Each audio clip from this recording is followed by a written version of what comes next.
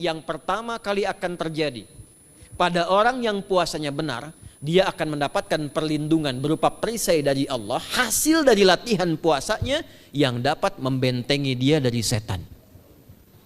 Jadi ciri khas puasa Ramadan itu kalau sukses ditunaikan, itu akan terjauh dari godaan setan. Setan itu provokator yang memang hanya mengarahkan pada keburukan. Jadi dia nggak kenal benar. Lawannya malaikat. Malaikat nggak kenal salah, Pak. Nah, supaya terbentengi dari itu semua, kata Nabi SAW, kita itu dihadiahi sekarang oleh Allah satu ibadah yang kalau dilakukan ibadah itu akan mengakumulasi ibadah-ibadah yang lainnya, yang saat bersamaan dahsyatnya ibadah ini bisa menghadirkan junnah, perisai yang membentengi dari setan. Karena itu ketika dilakukan ibadahnya, saat yang bersamaan bisa ditahan maksiatnya, ditingkatkan amal solehnya. Bapak Ibu sekalian, saat perintah puasa itu diturunkan, hal pertama yang disampaikan oleh Nabi Sallallahu Alaihi Wasallam kepada para sahabat beliau pada masa itu dan berkelanjutan sampai kepada kita saat ini adalah menerangkan diantaranya tentang keutamaan Ramadan. Untuk menjawab sekaligus mengentaskan hoaks yang pada saat itu dibangun oleh orang-orang Yahudi yang tinggal di Madinah. Jadi ketika mereka mengatakan orang Islam tuh nggak punya puasa, ikut kita. Ini puasa yang hebat, puasa yang bagus. Dijawab oleh Allah, turunlah perintah, ya ayyuhalladzina amanu kutiba alaikumus syiyam kama kutiba alal ladzina min qablikum la'allakum tattaqun. Setelah itu apa yang terjadi? Buka Sahih Al-Bukhari, kitab yang ke-30, Kitabus Shaum, posisi hadis yang nomor yang kedua di topik ini, riwayat dari Talhah bin Ubaidillah radhiyallahu taala anhu qala Rasulullah sallallahu alaihi wasallam. Perhatikan, ini kalimat pertama yang disampaikan Nabi menyambut kewajiban puasa. As-siyamu junnatun fala yarfuth wala yajhal wa in imru'un qatalahu aw syatamahu falyaqul inni sha'imun marwataini. La khulufu famis sha'imi atyabu 'indallahi yaumal qiyamati min rihil miski yatruku ta'amahu wa syarabahu wa syahwatahu min ajli. Ini poinnya.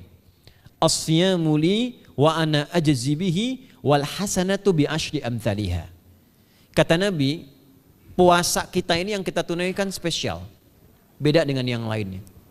Jadi ketika Yahudi mengatakan puasa kami ini puasa yang hebat, yang bagus, yang diikuti oleh umatnya Muhammad sallallahu alaihi wasallam. Turun ayat, komentar Nabi pertama apa? Puasa kita kepada para sahabat, kepada kita semua, ini puasa yang spesial. As-siyamu. Lihat diksinya. Awas Pak ya, Ibu jangan salah baca. As-siyam, bukan asyab. As-siyam. Disebutkan 9 kali dalam Al-Quran. Ada as-saum, ada as-siyam, itu beda. Kalau saum sekali disebutkan dalam Al-Quran surah 19 ayat 26.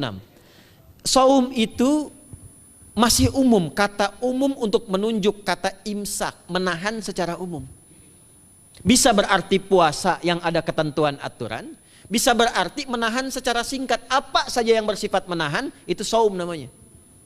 Contoh Sayyidah Maryam misalnya, beliau masih makan. Ya, ayat 24, 25 itu masih makan. Goyangkan pohon kurma, jatuh kurmanya, makan kurmanya. Mau minum, ambil airnya, minum. Masih makan, masih minum.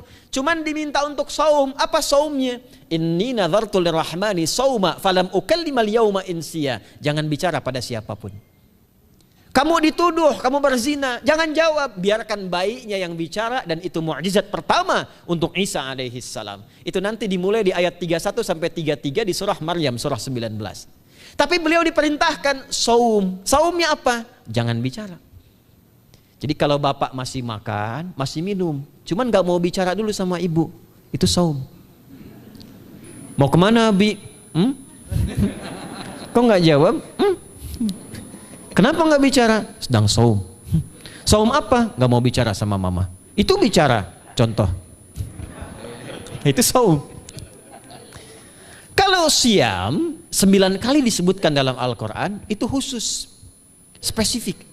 Ada aturannya, ada ketentuannya, nggak boleh sembarangan, nggak bisa kemudian seenak kita melakukannya. Ada ketentuan yang dibuatnya dan itu harus diikuti. Begitu diikuti, maka keagungan dan keistimewaan ibadah itu akan dilekatkan pada pelakunya. Dan menariknya, perintah puasa itu ketika turun ayatnya Al-Baqarah 183, kalimatnya bukan menggunakan saum tapi siyam. Ya ayyuhalladzina amanu kutiba alaikumus. Nah kata Nabi, asyamu junnatun. Kalau benar puasa kita ini, kita tunaikan yang Ramadan ini, maka dia akan melahirkan satu yang tidak ditemukan pada ibadah lain, yaitu junnah. Ada jinnah, ada jannah, ada junnah. Itu beda. Tapi semua katanya, itu hurufnya sama, cuma harokatnya beda. Coba lihat ya, ada junnah, jinnah, dan jannah. Jannah artinya apa? Surga. Jinnah artinya apa? Jin. Jamak dari kata jin. Minal jinnati wan nas. Baik ya. Ada junnah. Perisai. Itu ketiga-tiganya berasal dari huruf jim, nun, kemudian ta. Dalam bahasa Arab, setiap ada huruf dimulai dengan jim dan nun, itu pasti tersembunyi, gak kelihatan. Saya ulang ya. Setiap ada huruf dimulai dengan jim dan nun, kalimatnya itu pasti nggak nampak, nggak kelihatan. Janin kenapa disebut janin? Karena masih tersembunyi dalam rahim ibundanya, nggak kelihatan. Begitu keluar tampak jadi bashar, jadi bayi yang terlihat. Jin kenapa disebut dengan jin? Karena nggak nampak. Makanya fitrah jin itu Pak, Ibu, fitrahnya tersembunyi. Jadi kalau ada jin melakukan penampakan, itu jin sedang punya masalah. Betul, itu nyata. Dan yang lebih punya masalah, ada orang-orang manusia yang mencari-cari penampakan jin. Itu sedang kurang sehat itu. Ya, betul, karena jin itu dipasangkan di Al-Quran dengan ins. 18 kali pasangan ini disebutkan, itu lawannya langsung. Jadi jin tersembunyi, ins nampak. Ins itu kelihatan, makanya makhluknya tampak. Jadi kalau ibu ada bapaknya pulang ke rumah sembunyi-sembunyi, itu bapak sedang menjadi? Bukan. Karena itu fitrah manusia itu pasti lembut. Kalau ada orang kasar, pasti ada yang salah dalam pergaulannya. Balik. Itu jin. Jannah, kenapa disebut jannah? Karena belum tampak sekarang. Makanya Nabi katakan mala ainun ra'at. Gak sama dengan yang seperti dilihat orang. Gak kelihatan, nanti kesuksesan tertinggi yang belum tampak disebut dengan jannah. Karena belum tampak. Junnah itu perisai yang bisa langsung membentengi kita dari setan secara otomatis. Tapi nggak kelihatan. Karena itu kenapa ujung puasa disebut la'allakum tatakun. Tatakun itu dari kata takwa. Takwa itu dari kata wikoyah. Wikoyah itu artinya perisai. Nah, perisainya tidak tampak dalam diri kita. Tapi kalau terbiasa menunaikan ibadah puasa ini, kata Nabi, yang pertama kali akan terjadi pada orang yang puasanya benar, dia akan mendapatkan perlindungan berupa perisai dari Allah, hasil dari latihan puasanya yang dapat membentengi dia dari setan. Jadi ciri khas puasa Ramadan itu kalau sukses ditunaikan, itu akan terjauh dari godaan setan. Setan itu provokator yang memang hanya mengarahkan pada keburukan. Jadi dia nggak kenal benar. Lawannya malaikat. Malaikat nggak kenal salah, Pak. Nah, supaya terbentengi dari itu semua, kata Nabi SAW, kita itu dihadiahi sekarang oleh Allah.